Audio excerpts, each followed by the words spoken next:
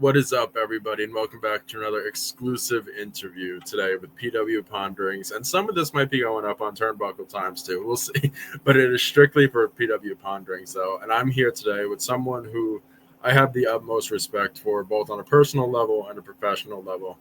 One of my mentors, one of my good friends, I'm a big fan of this guy, Bear Bronson. How are you doing today, Bear? What's up, dude? Thank you for having me. Finally get to do this. Yeah, I'm honored to do it, man. Honestly, I've been a fan of yours for a while.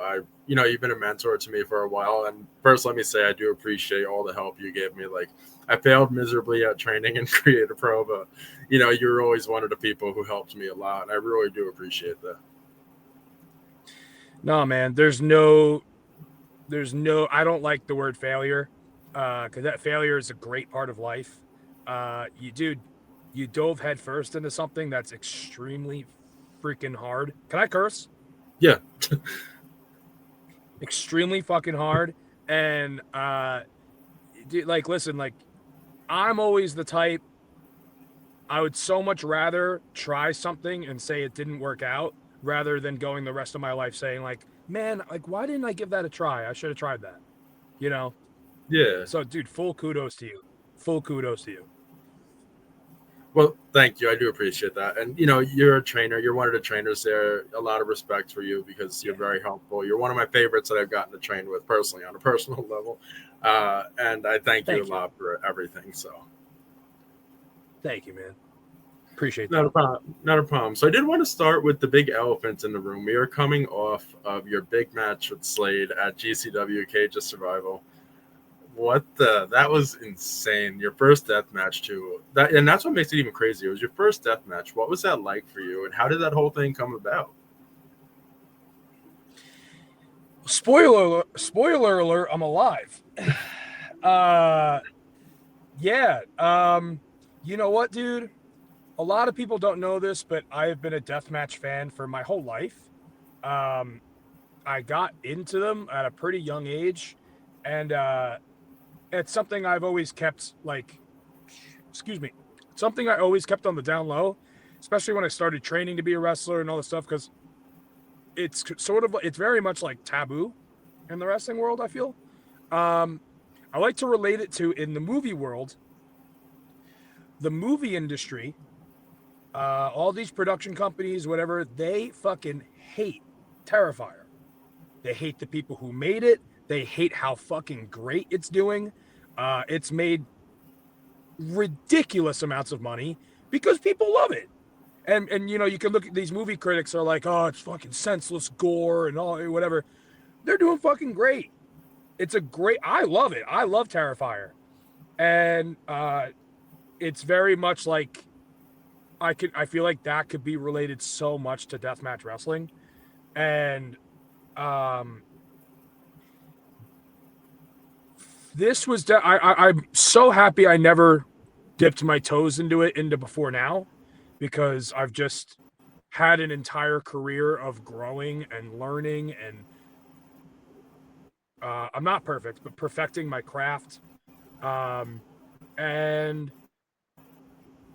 I'm very happy I went into this match as a more, like, mature adult rather than like like a very young, like, impressionable kid. Um, Going into it, man, the nerves were all time high, dude, all time high, and I knew very much what I wanted it to be. It was very much like, go big or go home. They gave GCW and Brett gave me such a big opportunity. And I learned when I got there, we were on first. So I was like, great. Not only am I on the fucking biggest show of the year, arguably, I'm fucking starting the thing off. So I'm like, all right, well, it doesn't really get much bigger than this for an opportunity. And I came with all these ideas that I really wanted to do. And they didn't say no to anything. And I was given a lot of trust. Because, dude, if I sucked and I shit the bed, that would have been a really piss poor start to a really huge show. So I'm very grateful that I was trusted with that. And I think the most satisfying part of the entire thing was how much it shocked people. Um, and man, like I did not go in with the thought of like I want to have the best death match ever. I want to like whatever. Like I just wanted to have fun. I wanted to have fun, Yeah. be a mark for myself a little bit because we all need that every now and then. Like that's why we went off the scissor lift. My idea. And that was me just wanting a cool moment that if I was a teenager in the crowd, I would have been jumping up and down screaming. And that's a moment that I wanted. So, yeah, man. And we're very lucky. We're okay. Both Slade and I are okay. Our backs are mutilated, but that's all on the surface. Internally, I'm fantastic. And that's great considering we had discussed before we started recording in January, Christmas time, I was in the hospital. New Year's Eve, I was in the hospital for my lower back because I do have 4 herniated discs in my back, one of them severe. And I'm feeling fantastic. I even told my what's it called? My PT people, my physical therapy people. I was like, hey, I'm fine. Like I'm good. They're like, really? It's like, yeah. Because I see them almost every day, and I got lucky. We got lucky, and I think a big part of that was we just went in full force, no half-assing, no half committing. We like Slade's that's a dog, so he does everything full force, and I had to match that energy. I could not go into this like I hope I don't get hurt. Like, nah, man. Like, fuck it. Let's go. So, very, very happy with it. I look at it as one of the most satisfying and the most fun moments of my entire career. Did it come at a cost? Yeah, not really a huge cost. I'm still walking. I'm still great. My wounds are healing really well. So I thank genetics for that, I guess. And yeah, man, what a bloodbath. That was insane. Like, because I felt bad for every match that had to follow that, and like that's saying something because you guys went on first. Like that's insane. Yeah, that's dude. the funniest part of that.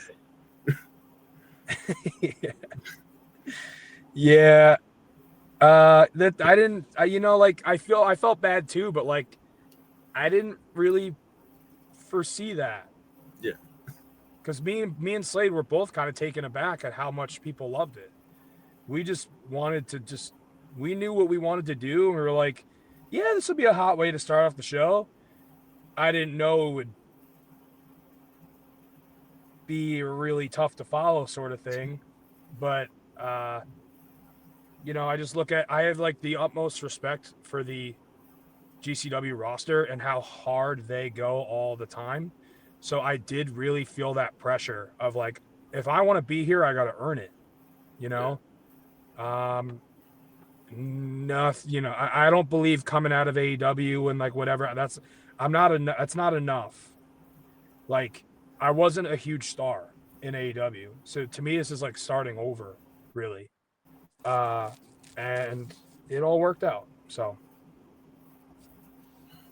And let me just say, from a fan standpoint, you and Slade absolutely killed it. It was, and what makes it crazier is you guys had a match of the year contender, death match specific, and even maybe wrestling specific in general, indie wrestling. But thing is, how was your first death match? So when you found out that you were like, I want to be in a death match, I wanted to be with Slade.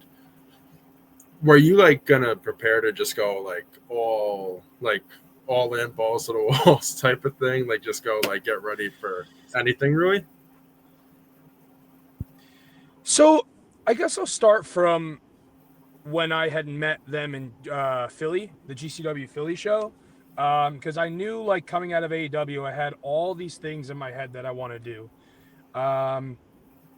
and I had told like my wife, I told like my family, like there's all these things that I'm going to pursue and all these things I want to do, but that doing a death match that's for me. I need to do that for the fan in me. I need to reconnect with the fan in me.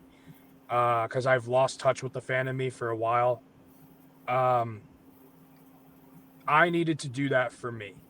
So they understood. They were very nervous, but they understood. So I'd gone to GCW in Philly and met with them, and everyone was super cool, super respectful. But they, it was a little random. That like this random AEW guy was coming in, like, yeah, I want to do this. They're like, okay, all right, yeah, we'll figure something out and we'll keep in touch. And then it was as brief as that. It wasn't like this drawn out thing. It was a very brief conversations. And then I'd gotten a text like months later, or if like it probably felt like months later, but it was really like a month or not even 2 months later. And they're like, yeah, we want to do the match at Cage of Survival. And I was like, oh, fuck. Okay. And it was against Slade. And I was like, okay, man, let's go. And that was cool. I'm very lucky. I had a lot of people vouching for me that I'm very grateful for. I think that helped a lot. And again, very brief. We didn't talk about all these ideas and all this stuff. It was just gonna do the match at Cage of Survival. Okay. Sent them my promo picture. The graphic came out. I did not think they were even gonna push this match. I thought it was just gonna be like an added in sort of thing, like an unannounced until the day of sort of thing. And then they came out the graphic of just me makes deathmatch debut. And I was like, all right, cool. That's fucking awesome. I didn't expect any of this. Then the match graphic came out and I'm like, okay. Like, so basically the point I'm making is just like, there was like not a lot of conversation going into this. And I was just very excited. And I was like, okay, I just feel like this is all up to me and Slade really. Like, but Slade's very like, I won't get into it, but like he's very like open. Like it felt very much this match is gonna be what I want it to be. If I want to phone it in, it's gonna be phoned in. If I want it to be, oh, that was good job, Bear. That was an impressive match. Good for you. Then yeah, it would have been that. But the match is what I wanted it to be, and I wanted it to be I wanted it to take everybody by surprise. So that's what we did. And I showed up the day of and told everyone my ideas. I kind of just went to them and I was like, hey, can I run my ideas by you guys? And they were like, yeah. They didn't say no to anything. I'm sure if I had to guess, there were people probably looking at me like, is this guy in over his head? Like, or is, whatever. But I just felt very comfortable. Like, I felt very comfortable. Everyone there was super nice, super open, super like, it felt excited for me, which was really cool. Even all the deathmatch guys there, I got to meet a lot that I've never met in person. Otis Koger, and like I met the Bev, and that guy was a fucking sweetheart. Like all these guys, like whatever, were all very welcoming. And like before the match, Tremont like hyped me up. Right before my entrance, while Slade was making his entrance, Alec Price had gotten in my face, nose to nose, and gave me like the most insane, intense pump up speech I've ever heard in my life. It was like he didn't actually smack me in the face, but it felt like his words were smacking me in the face. Because that's just, Alec is just a fucking intense dude. Yeah. And dude, he gave me a shot in the arm right before I went out, like verbally. So I was very lucky to have all this support, because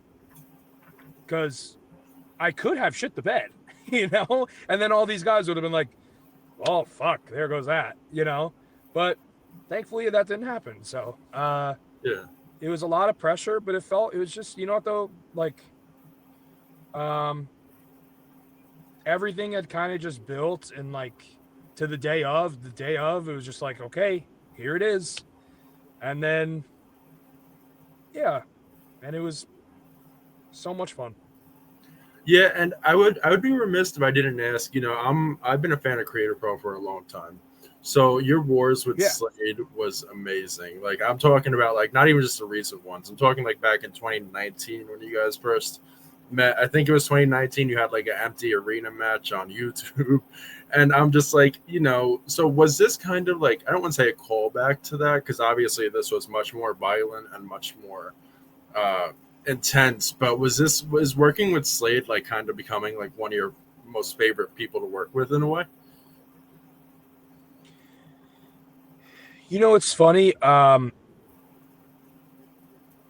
do have like when I had gone to GCW to pitch stuff myself, I did have my list of people, and Slade was absolutely on that list. And I'm looking back, I'm like, man, I'm so happy it was him. I feel like he was the perfect opponent to do this with. Um, and Slade and I just have that bond. Listen, like in real life, Slade really is his character. He doesn't have many friends. Uh, and I just happen to be one of them. And we just have that, like, we have that bond and like that, we both have that same attitude where like, we just feel much differently than other people. Like, we're the type of guys that when we go out there and have matches, I can see myself, I could see the other workers on the show up against the wall watching the match, going like, why are they doing that? And I'm like, you're a fucking pussy, dude. Like that's to me like I don't know. Me and Slade just have that different, just that it's this is that it's still real to me, damn it. But like it is fucking real to us, man. And when that like listen, I try to I like to think I'm a very like respectful, like professional guy, but when the bell rings, dude, I like it's it's real to me. Yeah. Um and Slade and I just both are just every time we work together, we're just on the same page to where like outside the ring, like we just have that bond. But it's like that is like the only guy because I have a lot of great bonds with other people, but like Slade's that guy that when the bell rings, I think we do legit hate each other, which is weird. Like it really did. Like every time we wrestle or fight, I should say, it really does feel like I hate this motherfucker and he hates me. You know, like, and then then the match is over and he's pulling me up and we're telling each other that we love each other and like fucking just then we're so happy and we're hugging and all that stuff. But when that bell rings, dude, it's weird. It's just different. I don't have that with anybody else in wrestling. But Yeah. I do have that with Slade, and it's a very special thing because it makes a lot of special things happen. Um, but it's like at the same time too, there's that trust. Uh, you know, I do think like Slade should really get his flowers for what he brings out of people, including myself. And like, listen, we both a lot of people went really insane for us going off the scissor lift. But what people aren't really talking about is I was the one in full control. Slade had zero control over how that spot went. He just trusted me, you know? And I feel like that is something that should not be overlooked. Like it's one thing for me because I'm the one holding the guy and like we're going off and we're just while in midair, I'm in midair making sure he lands safe and I land safe and all this stuff. He just has to hope for the best and I hope this guy doesn't kill me. You know? Yeah. Like I don't think that's something that should be overlooked. And um yeah, I don't know, man. And honestly, like Slade and I did things to each other in that ring that I don't think we would be comfortable doing with other people. I think him and I just have that. Because I think if anybody else wanted to do that lift spot with him, I think he would have said, no, I've never heard him say no to anything ever. But I don't know. I don't think he'd be as comfortable. Yeah, that makes but with him and I, it's just that it's just that like, you know.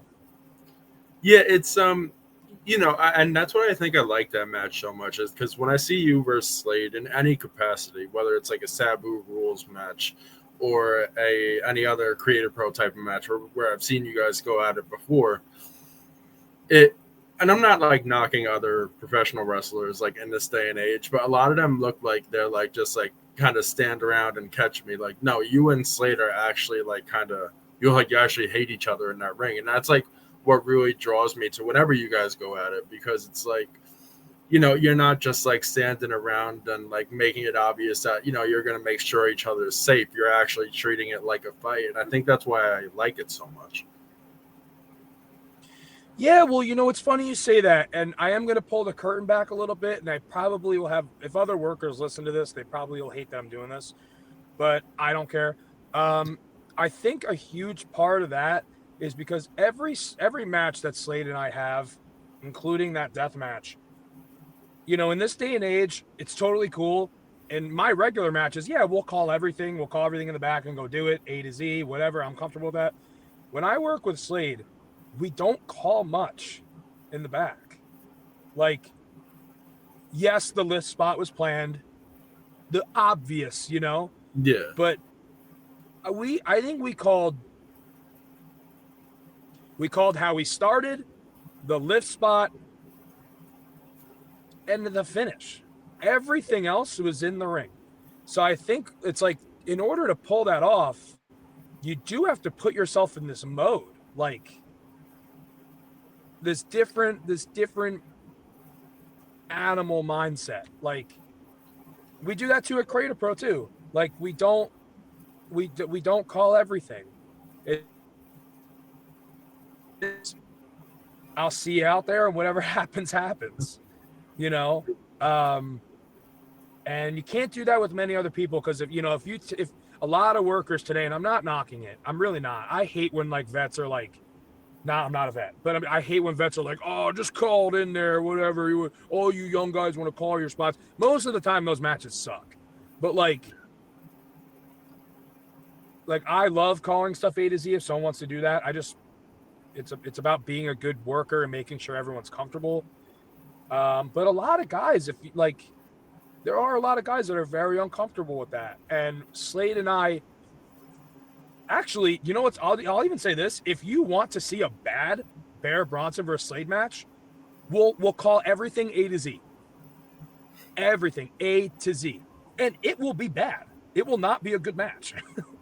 But we haven't done that. But that's really the case. Like, with Slade, I'm able to like feel it, and like, if something pops into my head, let's do it. Like, but you got to be out there in the ring in front of the crowd. You can't do that in the back. So like, Yeah. I'm really diving a little deep here into that stuff, and a lot of people won't be happy about that. I don't give a fuck. But I think that really is what adds to Slade and I's chemistry. Yeah, and you and Slade have a great chemistry, and I love you guys both. Like whenever you guys are in the ring, amazing stuff happens. So I wish you guys a lot more matches, a lot more incredible wrestling matches, and incredible fights. Because I don't even like to use the term wrestling when it comes to you and Slade, because those are fights. Like from a fan standpoint, watching it, that's not like a wrestling thing. That's like a fight, and I love that, truthfully. Yeah, if you watch our matches, we never really hit the ropes ever. Yeah, ever. so I don't think we ever hit the ropes. so you also got announced for a future death match at an upcoming ICW show, 4-way. And so did this come about after they saw your first death match and I'm like, yeah, we need this guy on our show? And what's your mindset heading into that one?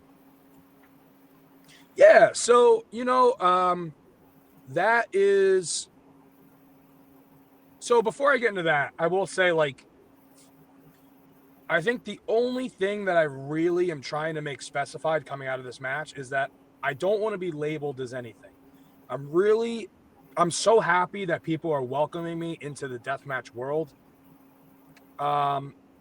but I really would just prefer to be welcomed back into the indie wrestling world in general. To me, the whole point of doing that death match coming out of AEW is I don't want a label ever again. I don't want to be put in a box. I don't want to be labeled as, oh, a guy that only does this stuff or only does that stuff. The whole point was to show people, like, I am way more than what you've seen in the last few years. Way, way more.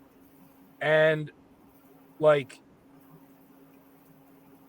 I think Veda Scott, they put it together really well on commentary where they were saying, like, Bear Bronson wants to show that he can go with anybody, any style, in any environment. And I really appreciated them for that. And because that is my point, you know? So I don't want to be like labeled. I also think it's disrespectful to be labeled as a deathmatch guy when you have these absolute fucking warriors like John Wayne Murdoch, the Bev, the Cogers, fucking the Reed Bentleys, the Little Sickos, I can keep going and going. These guys that live this life and fucking bleed every month, every weekend. These guys that are rolling around in glass every weekend for your entertainment. And like, I don't know. I think people not only do I not want to be labeled as a deathmatch guy, I think it's disrespectful to them. Because like, I'll even, you know what? I'll pull back the curtain again. I had told John Wayne Murdoch, because he had a lot of very nice things to say after the match that I really took to heart, because that's somebody that I respect wholeheartedly.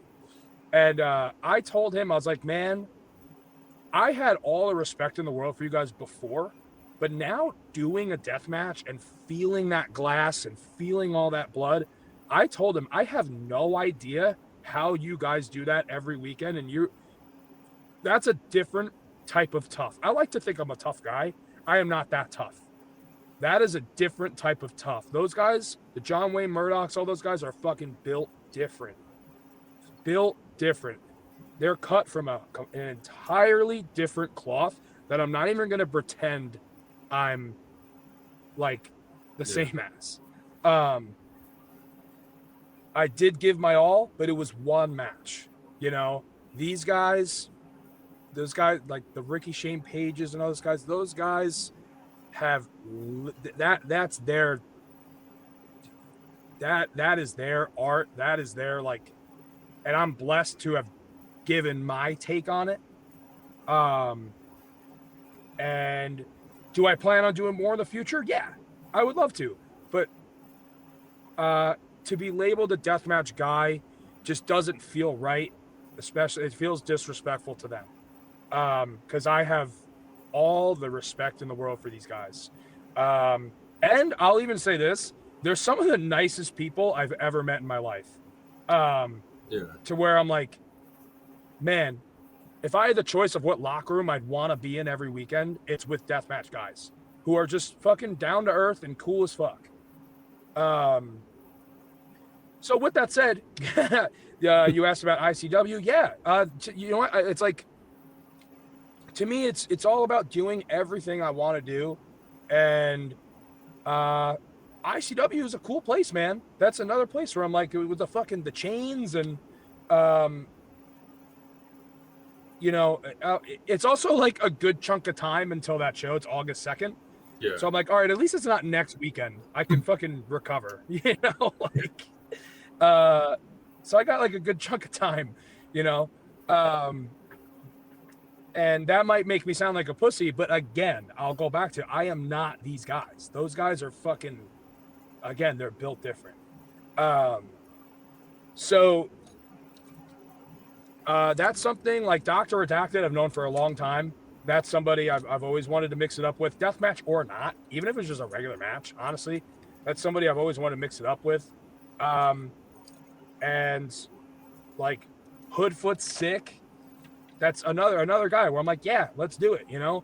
And I've not heard of this Nathan guy, but I've heard nothing but great things. So I'm like, cool, man, like let's do it.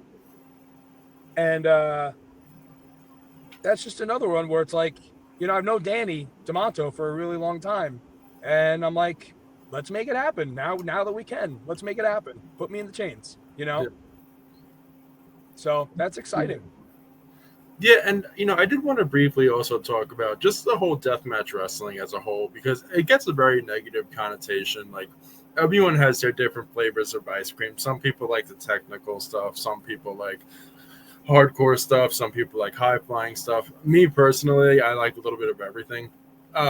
So, I mean, what is your opinion when you always see people online who are like saying like, "Oh, that's not wrestling," and they're trying to talk like they know what they're doing, meanwhile they sound like I won't say anything rude, but you know what I'm trying to say. You know what I'm thinking about. But what's your opinion Yeah. on this stuff?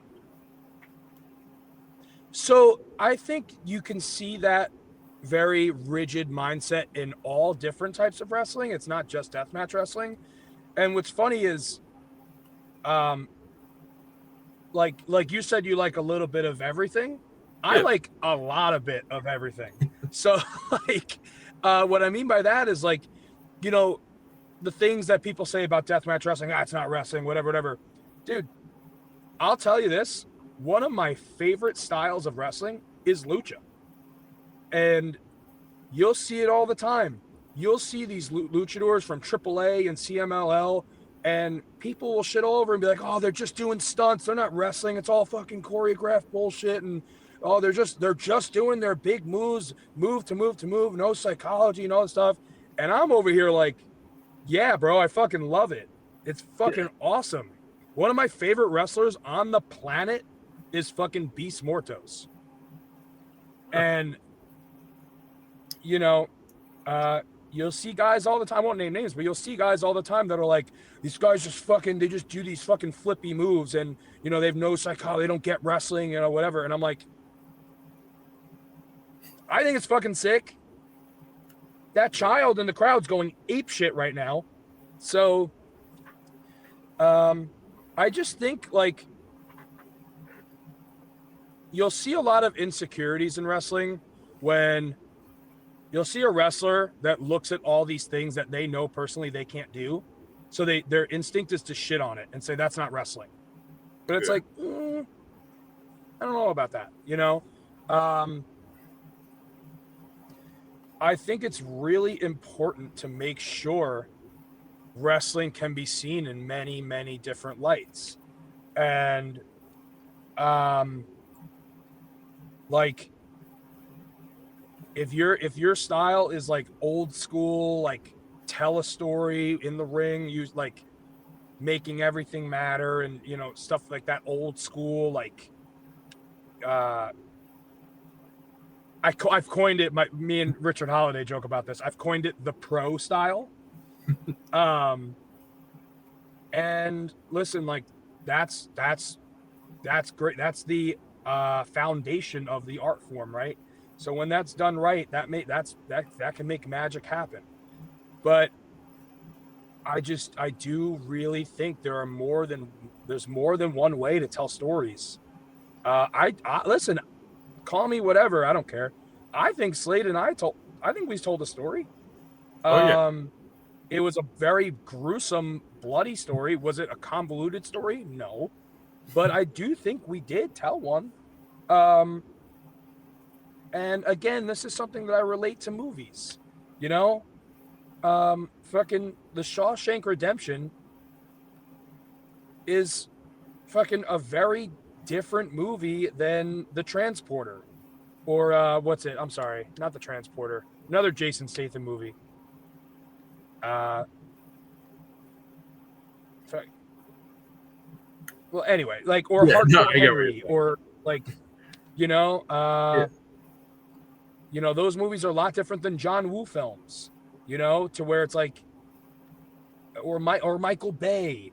Michael Bay, he's got like the whole like people look at his movies as just explosions and all this stuff, and I'm like, yeah, it's cool.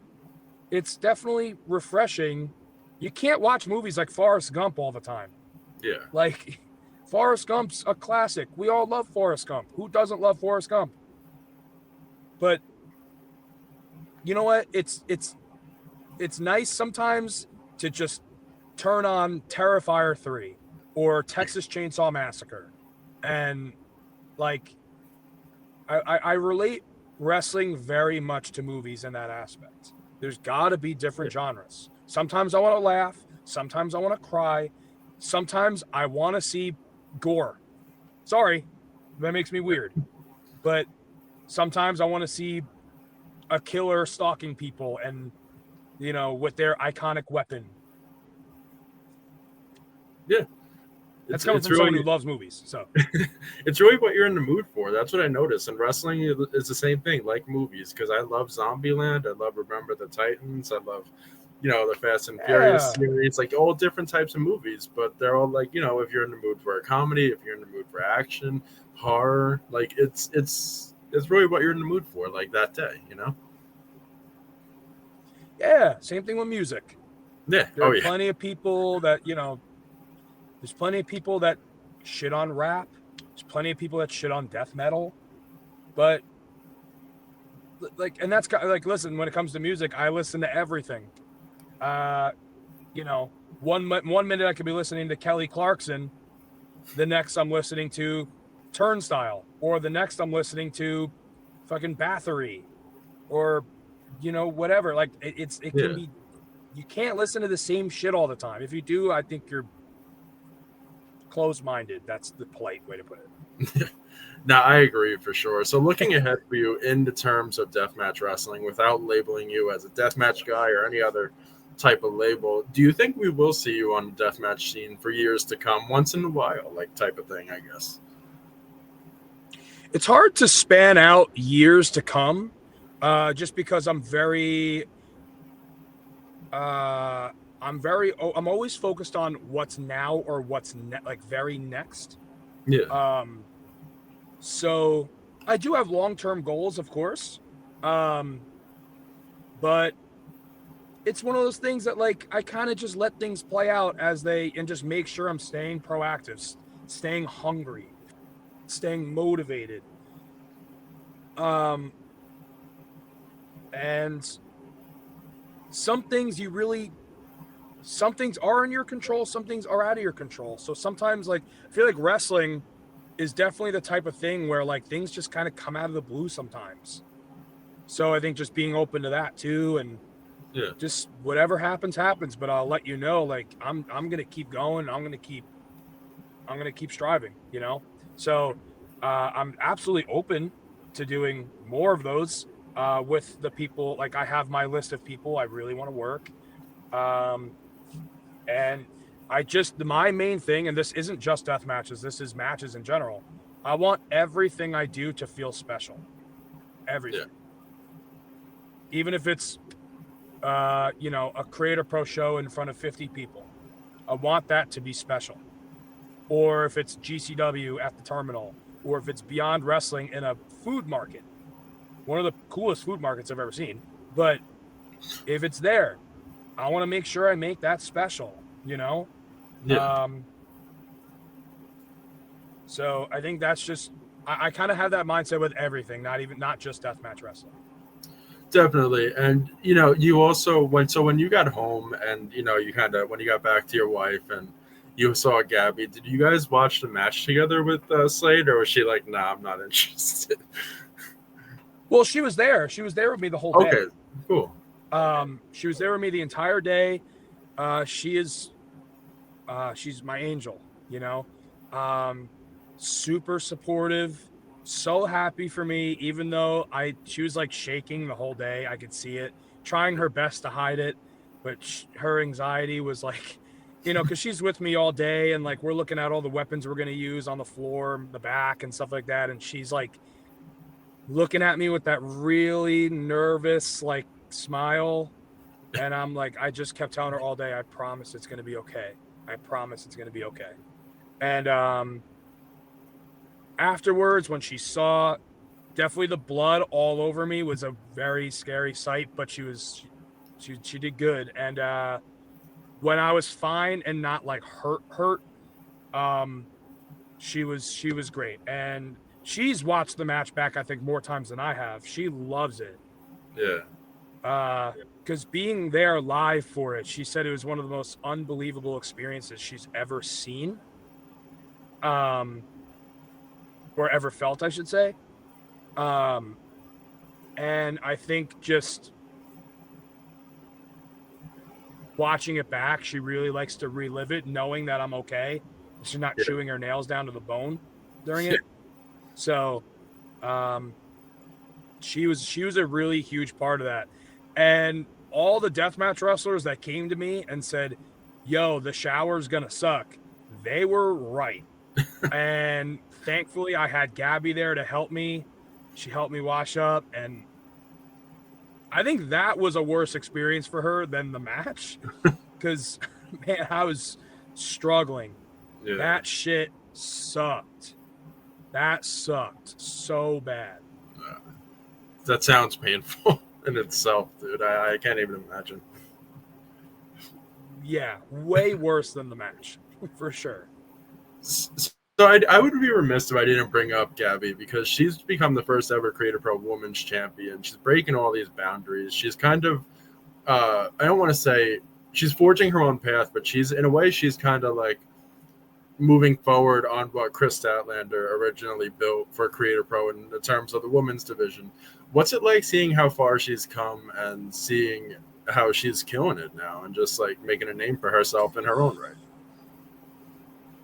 Crazy, man. She she really is a trailblazer, and I can't believe we've gotten to a point where I actually feel like she's a better wrestler than me in a lot of aspects. She's a lot smarter too in some aspects. Because we'll talk about stuff all the time, and whether we're watching our own matches or watching other people's matches, something like that, she'll say something like, "I feel like this would have been better if it was executed like this." And in my head, I'm like, "Yeah, you're right." Like, or sometimes even like, and she's super, like, she's super humble. She still looks at herself like a first year rookie. So, which is not the case at all. Um, she has progressed so insanely much over these last 3 years. Um, like I was not that good 3 years in, not even close. And just weird, man. The journey has been extremely satisfying. Extremely satisfying. And she one of the things that heavily inspired me was that she did everything her own way. No one like she does take advice really well, but she's also really good at navigating. Like, I want to make sure I'm enjoying what I'm doing. Uh, and she has, and everything she's done has been super authentic and like just authentic to her. I mean, and she performs how she wants to. Yeah. And she portrays herself and carries herself with her character the way that she wants to. And that's something that heavily inspired me because I was like, I want to do that again. I want to show the world who I think I should be because she's doing it and succeeding. Yeah. So she's a really, really huge part of that. And she has an incredibly bright future. The stuff she's been able to accomplish in the 3 years already is absolutely insane. Like, I don't think we've ever seen, I really don't think we've ever It's seen it before, especially at Creator Pro. And not knocking the talent they it's have it's there, but yeah. it's mind blowing, dude. It's mind blowing. Um, Even just talent comes to me all the time. Other workers, other people are like, "Yo, how is she this good? Yeah. Like this quick?" Like, I don't know. I really couldn't tell you. Um, and it makes me so proud. That is like the one person I really trained from scratch. Because I am a trainer, a Creator Pro, and I am there for a lot of people's journeys, whatever. But I can't take credit for people's like growth and success, and I won't take credit for Gabby's either. But she really is the one that I trained from like scratch. Um, so like that's just to me like seeing that growth from day one to now is just super super satisfying, super rewarding, I should say. And man, she just such a go-getter, such a go-getter. Uh, you know, this is something I'm gonna say. There's a lot of people you'll look at in wrestling, and you'll say, like why aren't they somewhere bigger? Why aren't they out there more? Why aren't they getting? But usually, I would say 90% of the time, there's always a reason. And a lot of people get in their own way, whether they want to admit it or not. And it could be in all different types of ways. That doesn't make them a bad person. It doesn't make them a bad wrestler. Just people do. And they'll have fans all the time. Well, this person is so good. Why aren't they in more places? Whatever. There's always a reason. And Gabby's just one of those people that eliminates all those obstacles and all those she just does everything right. Everything right. And has the right mind, the right attitude, the right work ethic. It's just such a go-getter. Yeah, lots of kudos to her. I'm excited for what she has to offer in the future for sure. And I did want to talk about your journey as well. And I wanted to start a little bit from the beginning. And that is, when and why did you first really get into professional wrestling from a fan standpoint? And did you have any inspirations, I guess, that you're like, oh, I want to be just like him when I'm older? Yeah. So there was never a time in my life where I didn't like wrestling. I was always obsessed. I couldn't really imagine myself doing anything else with my life. Um, I always wanted to be involved in some way. And excuse me. Man, just I would say there's Kevin Owens. He's one that made me feel like I could do it, because growing up I was always a fat kid, and my favorites were like Stone Cold Steve Austin, John Cena, Batista, Triple H, and I don't look like any of those guys. Even now, I'm definitely the strongest I've ever been, and have the most muscle I ever have, but I'm not even close to a body guy or any of that stuff.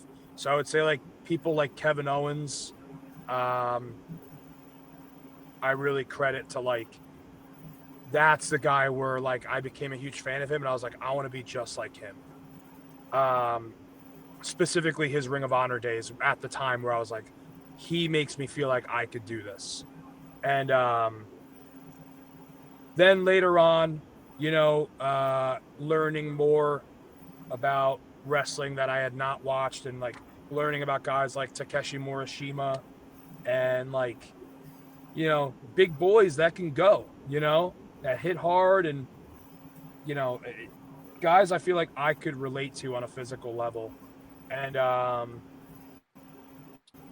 that to me was the pivotal moment to where I had started wrestling. And then you know what, I cherish my entire career from day one, but it took a long time for me to find out who I actually am, because I came into the business as a very shy kid that had no idea who he was, who he wanted to be. And I'd chosen Bear as a name because my mom has always called me Bear since I was a baby. No one in my actual life ever calls me Joe. They all call me Bear. So I was like, okay, well, there's something there. And they're my favorite animal, so it's more like a bear spirit thing. And it's funny because if you look at my family, you would think looking at me, you'd think oh, his family must be all heavy set people. They're all extremely fit people. My mom and specific everyone's fit, but my mom and my younger brother are exceptionally fit. it's I don't like match my like my body does not match like my family's like uh you know how they look. So it's really funny. But I had just came into the business just wanting to learn every single day, and uh it took a really long time, but it was all worth it. And even like I look at years in the business where like I was doing really well. Like I consider 2019 a really good year.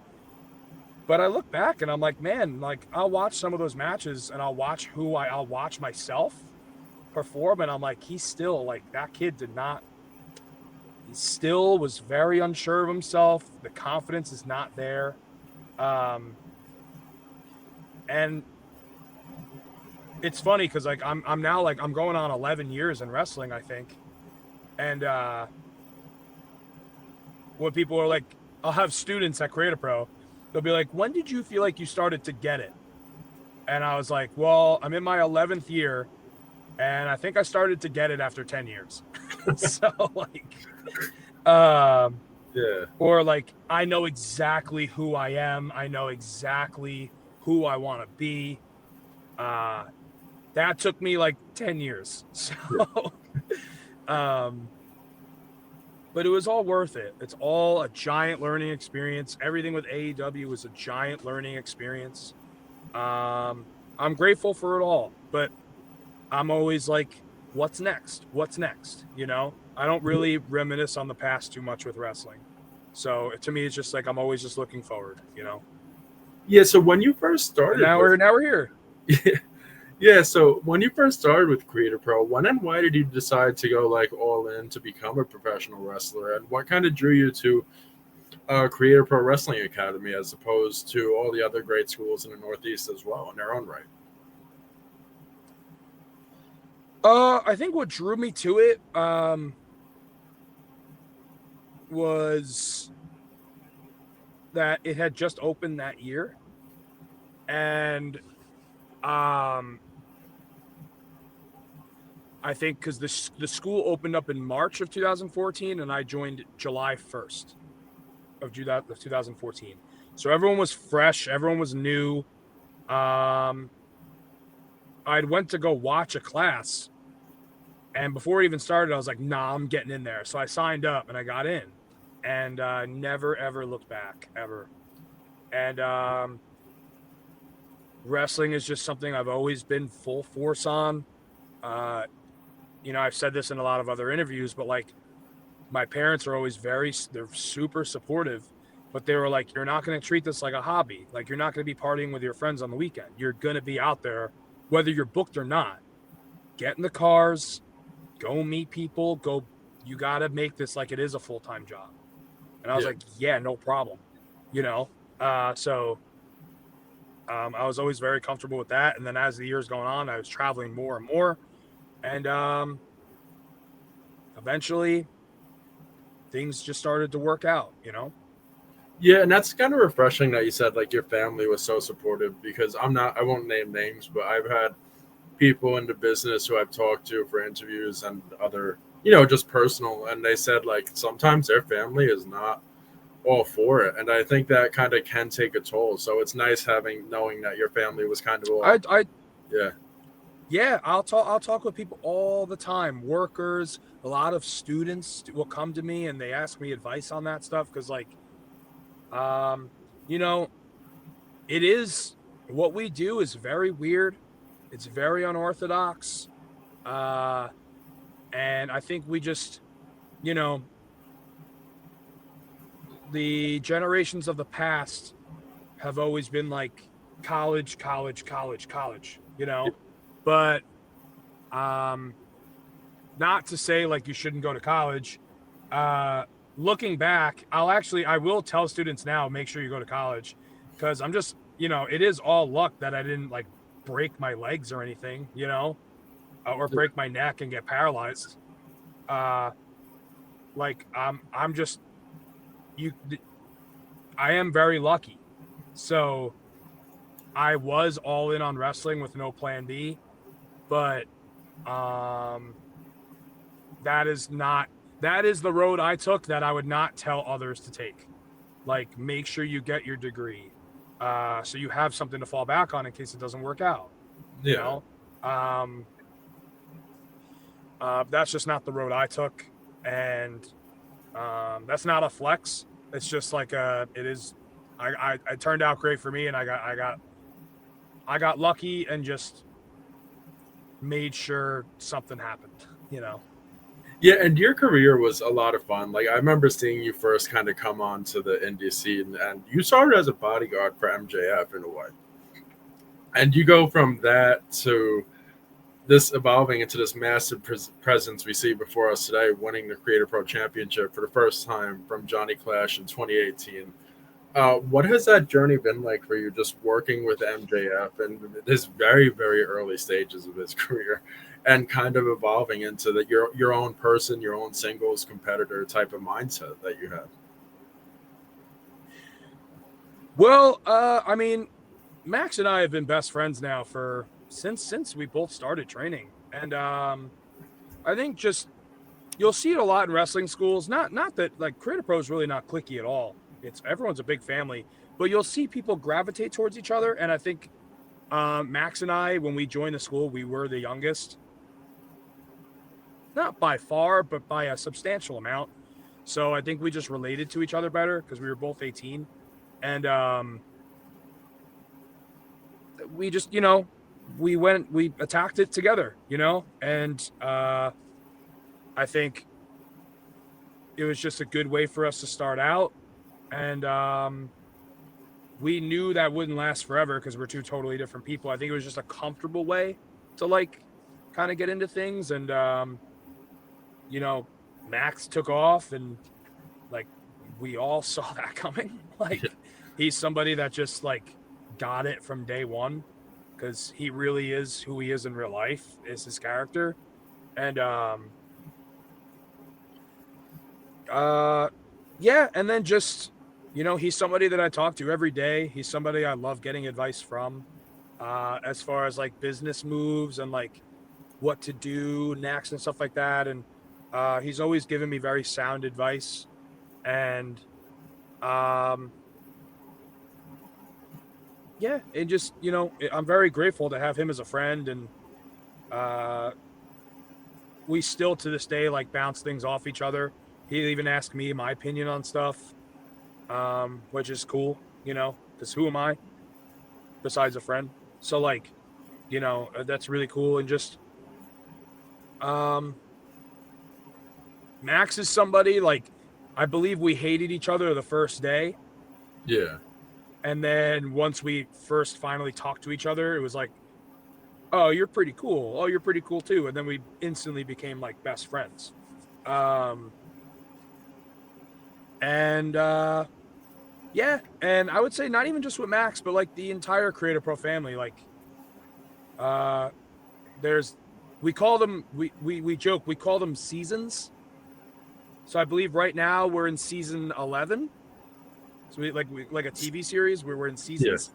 So like every season has those that stayed and like grown with us, and like everyone has their own journeys, and like we all help each other, and it's a really beautiful thing, Absolutely. And I think seeing everyone go from Creator Pro, even grow, I should say, from Creator Pro, even the newer guys like Nat Castle, those Toxicos, it's such like a special. It looks like such a special school from the outside, and then you get into the inside, and like you said, it's just a giant family,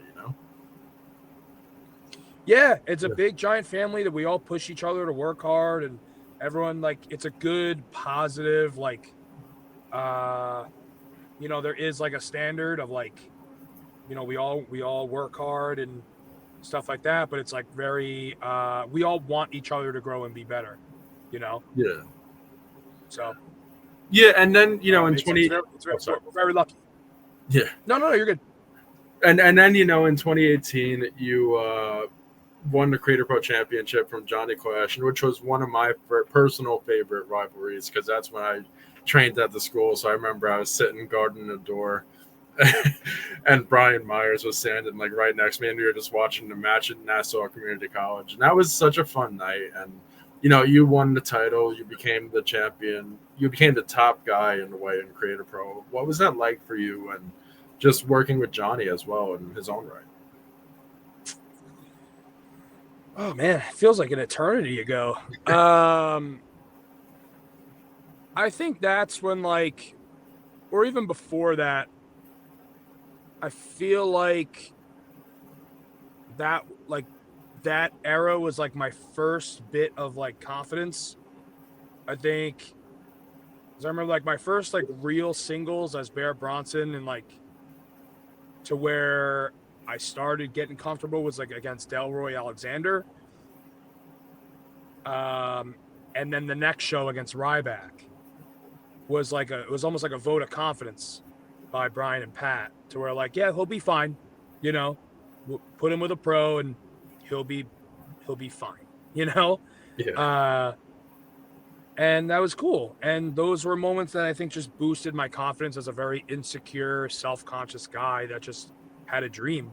And things progressed, I'd say, from there. So that's what led to winning the title and becoming a top guy at Creator Pro. And that becoming a top guy at Creator Pro kind of gives you that confidence to okay, let me go take on the world of wrestling, let me go branch out and try and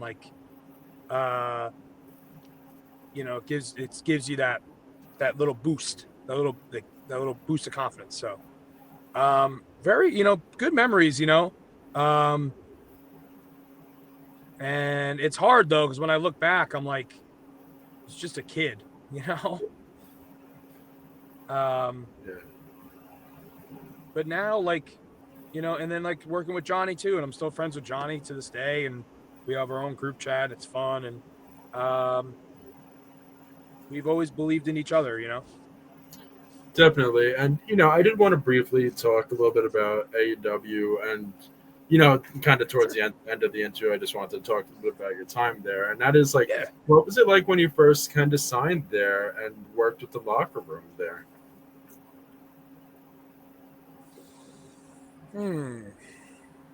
I mean, it was very exciting. I'd call it's what we dreamed for, So I finally had gotten a piece of paper that I would sign, and it was life changing, To me, that went from dream to it. We're always still living the dream, but it went from dream to, oh shit, this is real. I'm signing a contract. This is crazy. And then I would say that was a big evolution from working indies to now TV, whole different animal, and a lot of ups and downs, a lot of good, a lot of bad, but working with AEW was a huge, that was 4 or 5 years of substantial growth. I had learned so much in that period of time. And I look back on it very fondly. I'm very grateful, and it prepared me for what's next. Yeah. So that was something where,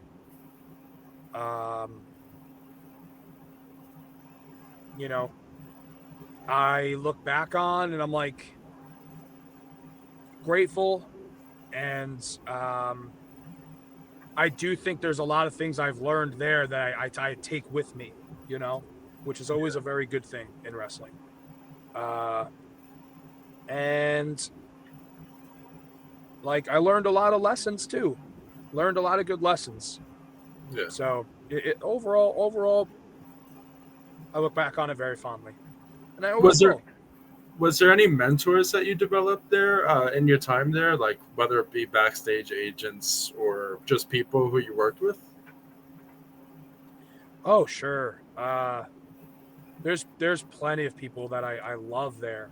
Off the top of my head, someone who's extremely smart, and honest, brutally honest, but like such a professional as like QT Marshall.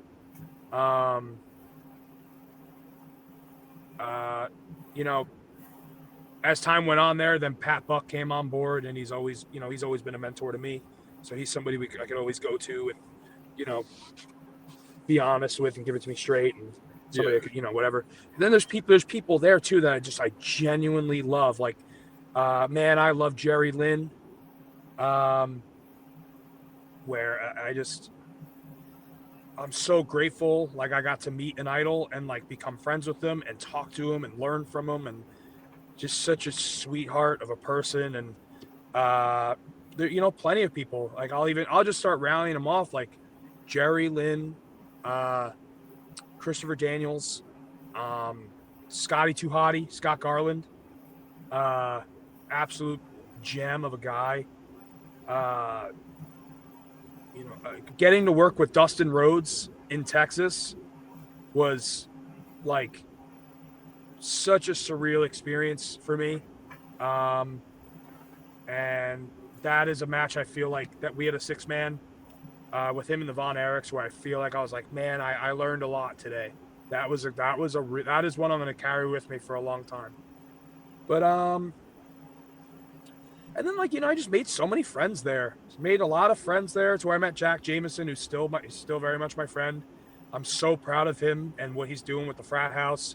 I do feel like that gimmick really does fit him perfect. Yeah. And I just want to see him thrive. He's somebody who is he started on very green, and he's just a sponge, man. He's a sponge, and he just is somebody who genuinely wants to get better. And I love, and he's just a great guy. I love him. So, happy to see him thriving. And I'm sure there's plenty of people I'll miss, but like, I've talked to a lot of people that are just genuinely happy for me and what I'm doing, and plenty of people from AEW have hit me up and been like, "Dude, you're killing it." And I'm like, "Man, I don't." There's a part of me that's like, "Man, I don't deserve this love. This is crazy. Like, great, like real uplifting stuff." So, Well, you certainly do deserve it. I'm extremely excited for this next chapter of you. There's a couple questions I have left though, kind of looking ahead. oh, Uh, please. and the first one I did actually want to ask was when you found out you were released from AEW, what went through your mind? Because I know I worked with Javi from WWE not too long ago, last week actually, and he kind of told me that like, he had his time, he had his like cry for like an hour, and then it was right back to it. So like, kind of was it like kind of a similar aspect, I guess, for you, like in the sense of like your mind was ready, like looking ahead to like what's next, or is it a little different? Yeah, I'm gonna be honest. I wasn't very like not. I don't mean this in a bad way, but I wasn't really sad at all. um, I saw this coming for a while now, Yeah. um, and the really cool thing about AEW and Tony is they let us do indies. So the really cool part about that is I got to get a head start and reestablish relationships and network and prepare for like, because I just saw the writing on the wall very like months ago. So I was just like, all right, I know when my deal's up, and I just I have a feeling I know where this is going. I do think there was one week I was a little bitter where I tweeted some stuff I probably shouldn't have, where I felt like I was being ignored and all this stuff. So I would say that was probably not one of my proudest moments. Um, but we all slip. I don't care. It's not something I regret. Um, a tweet's a tweet. Fucking cry about it. But uh, like I did really see this coming, and when the person from the office, I won't name his name, had called me uh, while I was driving to Wrestling Open, he was like, "Hey, how you doing?" And I'm like, "Great." And he's like, "Hey, I just want to say I'm so proud of you for what you're doing, but we just, I wanted to let you know, your contract's up this week, and we're not going to renew." And I had laughed on the other end of the phone, and I was like, "Yeah, I figured, you know." and like we shared like a laugh, and then the rest of the phone call is very uplifting. It's like, all good vibes, man. And I had even said to them, like, to make sure everyone knows, like, it's no hard feelings. Things happen the way they did, but man, like, it's a big company. It's a really big company. And I had tweeted this the other day, and I really do stand by it. Will Ospreay has said in a very recent interview, like, dude, it's TV, man. It's a top 2 company in the world. You can't just be good. You have to be the best if you want to be put on, like, if you want to come aboard, you got to be the best of the best. And that's the type of guy I want to be, Like, I don't want to just trickle onto a company. I want to, like, make a big impact on, like, with my, like, my legacy and the legacy I want to create. So I'd taken what he said to heart, and I've gotten a lot of really great advice from guys like Santana, who I just feel like his mindset heavily inspired me like crazy. He's a guy where I'm like, I want to be that. I want to be what Santana's doing right now. Yeah. Just attacking the world of wrestling and everything he wants to do his way. And I'm like, that's what I want to be. So. Yeah, I mean, so I'm going to be careful how I ask the next question because it's not a bad question. It's just, Sure. So I know how good you are as a singles wrestler, right? I practically grew up with you at Creator Pro. You're an absolute beast in the ring. Was there ever any talk about you kind of doing singles work for AEW, or was it really not not like a not like any not like an idea they had there? I guess for you, I'm saying. So this is full honesty. Like, I had only gotten singles work when my partner was injured early on. I had gotten a brief stint to where, like, I got to work with Darby Allin on Elevation. Like, so, like, a moment I look back on so fondly with Sting at ringside, like, so cool. There was that short little stint where I got to do those singles matches. It was awesome. And then the next one was where, like, we were doing those Orlando tapings and we were there all day just to wrestle once. So I'd pitch to them, like, hey, I would love to wrestle twice and do singles if you have openings. And they were like, yeah, sure. And I got to work with, like, one of my favorite matches I've ever had in AEW. Probably my favorite matches with Eddie Kingston. We got to main event one of those dark tapings. And that's a match I'm like, man, I'm so lucky I got to do that. Because I don't know when or if I'll ever get to wrestle Eddie again. I hope so. But that was where I got to wrestle Eddie Kingston, So very grateful. But other than that, the thing is, like, yeah, I had pitched a lot. I pitched a lot to do singles, but it's not their fault, man. It's a big company. They have a lot of guys on the roster. And, like, listen, they're not sitting at home thinking, what can we do with Bear Bronson? I'm not on the grand scheme of things. I'm low. I'm down here, so I don't blame them one bit.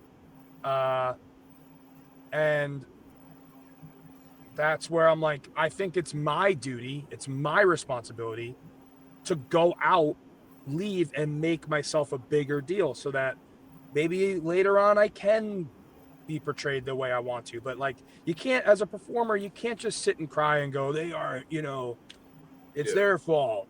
That's not, because we can all do, like, I just think I look at guys like Santana and I'm like,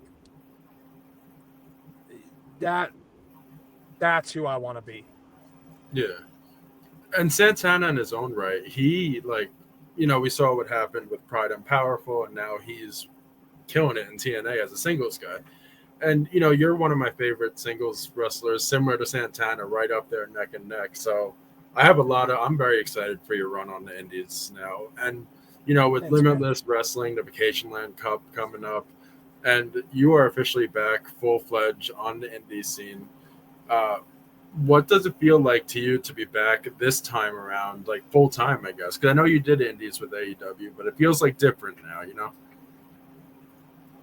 Yeah, way different. Way different. Uh, I'm more excited and motivated than ever. Uh, I feel like I'm at the top of my game. I did start off the year pretty rough with my back, and I did last year at the All Out on the pre-show against the Acclaimed. I did almost break my leg. That was really scary. We had done the backpack cannonball into the corner where the Acclaimed had moved out of the way, and my leg completely bent. Um, and I'm very lucky I didn't break my leg, but that was something I had to recover from pretty hard. And then my back injury was pretty rough, and I had opted to not get surgery, and I just have since the start of the new year. I don't talk about this publicly very often, but every single day I'm working on it, every day, and it's like how I'm feeling in a match on the weekend all depends on how much work I put in towards PT during the week. And usually I'm putting a lot of work in. So, um, man, I'm just more excited than ever. From a fan standpoint, first, I'm super excited to see what you're going to do on the Indies this time around.